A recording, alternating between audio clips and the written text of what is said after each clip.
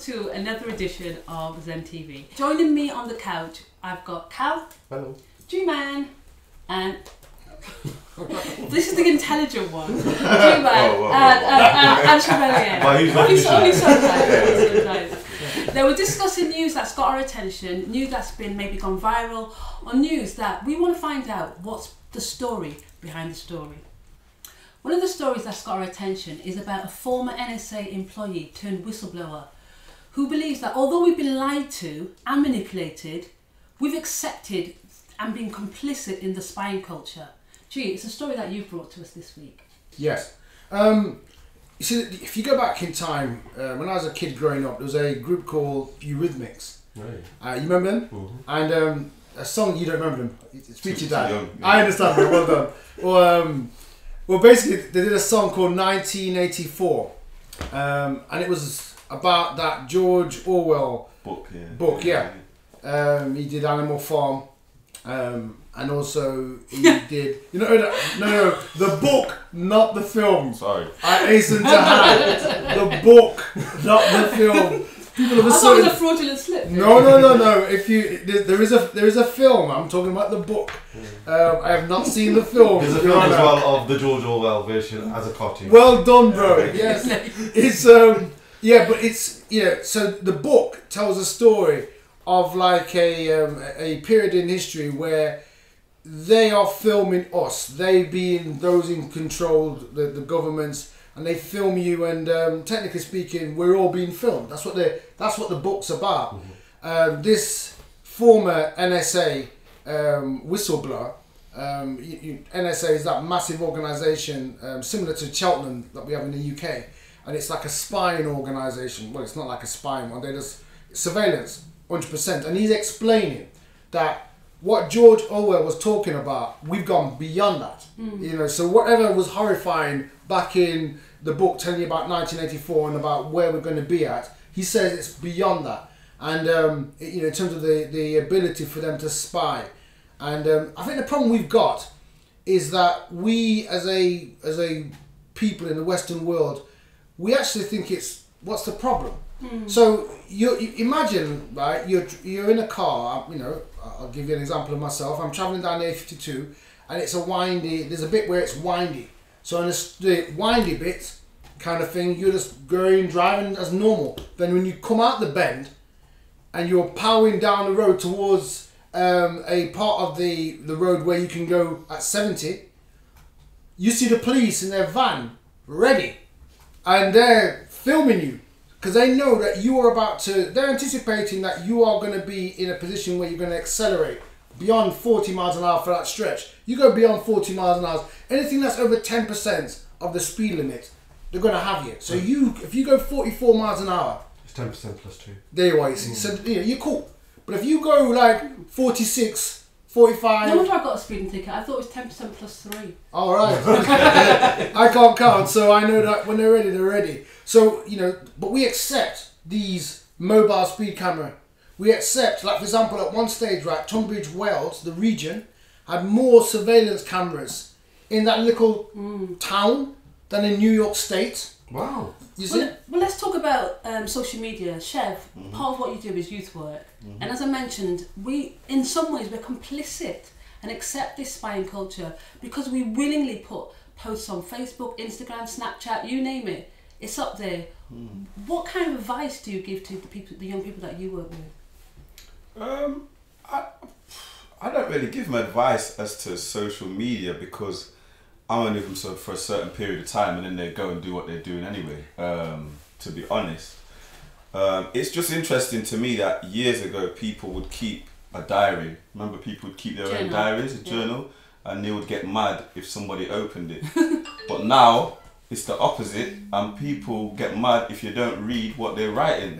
Do you know what I mean? So everything is kind of reversed, and we're accepting now that everyone can record us or read what we're writing. It's we've grown up into it, and when I look at young people that I work with, these are like 12-year-olds, 11-year-olds. Most of them, as they wake up, they're on their phone. They're walking to school, they're on their phone. It's part of life now. It's part of life. Most people, if they lose their phone, their hearts beating fast, they're having palpitations. It's part of their life. Yeah. And that's now. So imagine 10 years from now. You know, I've seen an advert the other day of a mobile phone, in, you know, the imprint in somebody's hand and stuff. So it's scary. It's very, very scary. It's scary that we're accepting it. It's scary. I mean, in the States, there's one thing that Facebook does. It hasn't come to Europe yet because Europe voted against it. But in the States, on Facebook, they will check the things that you like. So if you like, for example, somebody that's always wearing a black t-shirt, they'd use face recognition. So when you go in a shop in the States, there'll be a message go to the person who works in the shop, and they'll actually come up to you and say, oh, do you want to look at this black t-shirt? Yeah. That's how far they've taken it in the States. You get this face recognition. Yeah, that's a bit crazy. Exactly, but this law hasn't been passed yet in Europe. I think it's Macy's and the big stores like that. You'll be directed. They'll even put it in your vision of what they think you're going to buy. Going off the things you've liked on Facebook. Yeah. You know, so it's not here yet, but it will be. Do you remember a few years ago, or well, I say a few years ago, you know, you go to the cinema, and at the top of your head, if you think, what would you drink in the cinema? Coke. What would you eat? Popcorn. Now, during the film, right, back in the 60s, 70s, I'm not even sure if it was quite in the 80s, but you'd go and watch a film, and they would send subliminal messages, and they'd tell you, you want a Coke, and they'd tell you want popcorn. The two things, that's it. People have been studying this kind of invisible weaponry for decades. He claimed that he had conducted a secret experiment in a New Jersey cinema in which he had flashed the words hungry, eat popcorn, and drink Coca-Cola over the movie Picnic starring Kim Novak. You can't actually see, and it puts it in your mind that you maybe want a Coke. I do believe that advertising agencies use subliminals in their advertising. This led to statements that condemn subliminal as the most dangerous technology to have ever been developed by man. I don't even drink Coke, but in the cinema, when I go to the cinema, I probably do. That's it. Then they realise to themselves they're sending subliminal messages and it's wrong, so they made it illegal, and I get that, I understand that. But what they're doing now, surely it's more strategic, it's more targeted. It's not so much like they're sending you hidden messages. They're sending the messages to the people in the shop about your own personal business. Yeah. And then now they're going to they're literally targeting you. And I think some would say, well, does it really matter? And I'd say, where does it stop? You know, I remember watching The Truman Show in the late 90s. And it was about a man who was being, you know, was in a film show, but he didn't realise it himself. And it was far-fetched.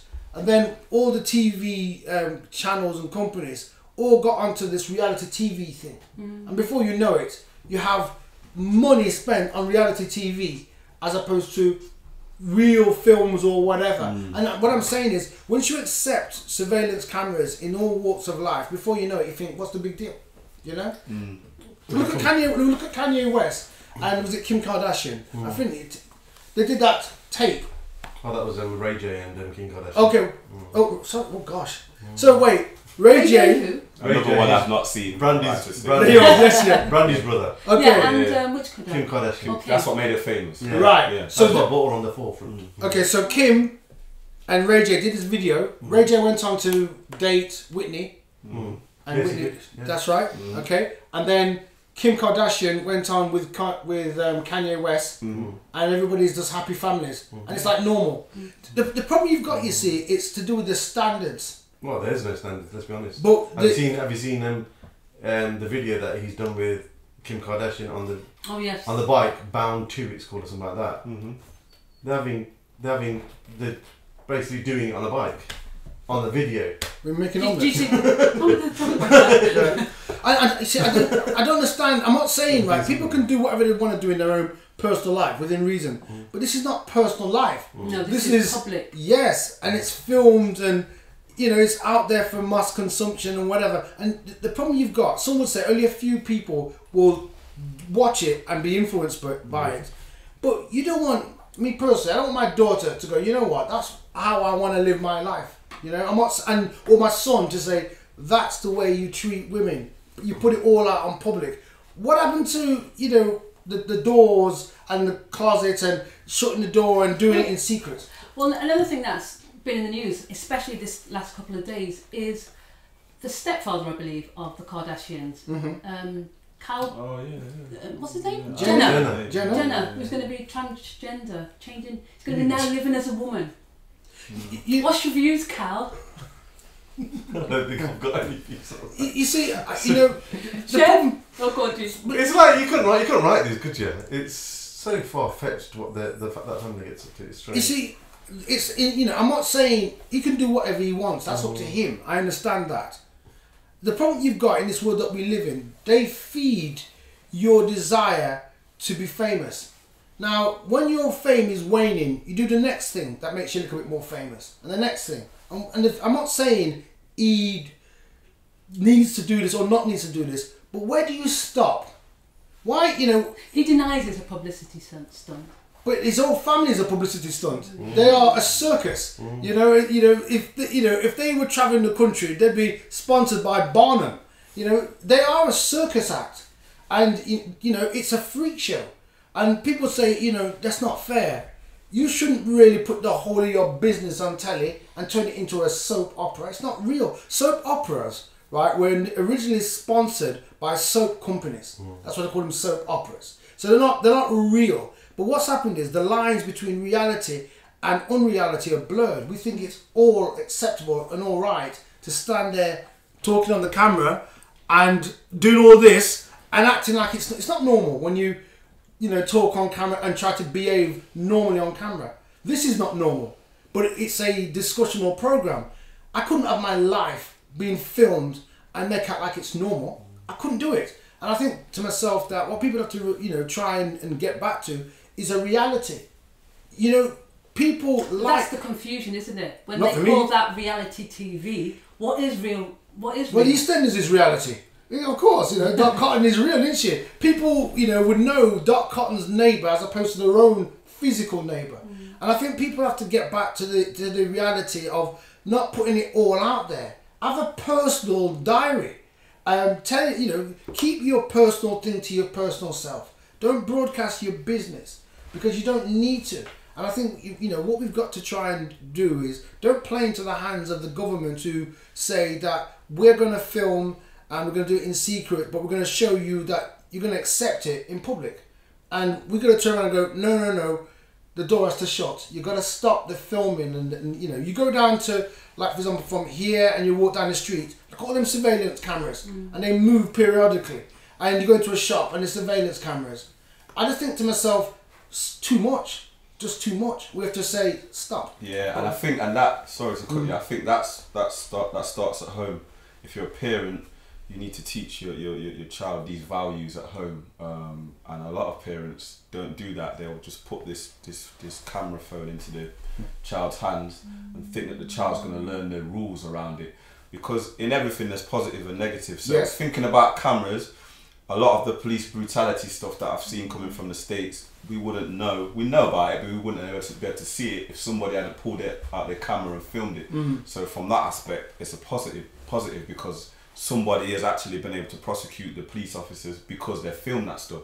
So, so that's the positive in it. But the negatives are that some people, they just live their life watching everything and forget about being in reality. So you need to teach your kids these values, and you need to remember that what these companies have done, everything is egotistical.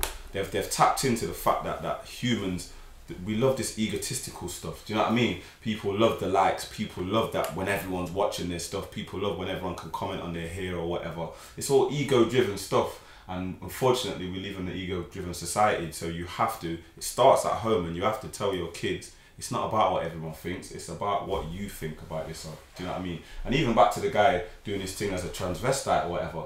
If he's transgender, trans something, as long as he's happy with himself, that's him. Do you know what I mean? And I wouldn't judge him, but it's about, one thing I will respect is his bravery, because you know what? He knows there's 10 million people going to see that. Do you know what I mean? There's a lot of people that would maybe wish they could live like that, but would be scared to do that because they're scared of what people would think of them. Do you know what I mean? So I have to respect his bravery. I wouldn't judge him. But yeah, people just have to stop being this ego person. Everything's ego driven. Really, don't worry about what people think. Worry about yourself. And rather than looking outwards all the time, because that's what we're doing, start to look inwards. Do you know what I mean? Look inwards, because that's what it's about. That's what I think.